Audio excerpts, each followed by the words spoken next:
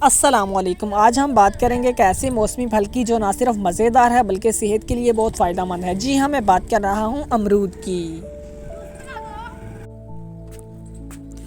امرود vitamin C, potassium اور fibre کا خزانہ ہے۔ یہ ہمارے جسم کو توانائی فراہم کرتی ہے اور ہماری صحت کو بہتر بناتی ہے۔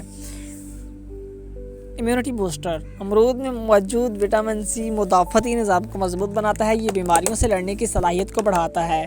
ڈائجسٹو ہیلتھ، امرود میں موجود فائبر ہاضمے کو بہتر بناتا ہے۔ یہ قبض اور دیگر ہاضمے کی مشکلات سے بچاتا ہے۔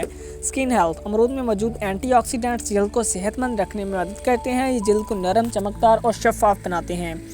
بون ہیلتھ، امرود میں موجود کیلشیم اور فاسفورس ہڈیوں کو مضبوط بناتا ہے۔ یہ ہڈیوں کی کثافت کو بڑھاتا ہے اور اسٹروپروسس کے خطرے کو کم کرتا ہے۔ تو اب آپ جانتے ہیں کہ امرود کتنی فائدہ مند چیز ہے۔ اسے اپنی روزمرہ کی غذا میں شامل کریں اور صحت مند رہیں۔ لائک، شیئر اور سبسکرائب کرنا نہ بھولیے گا۔ اللہ حافظ۔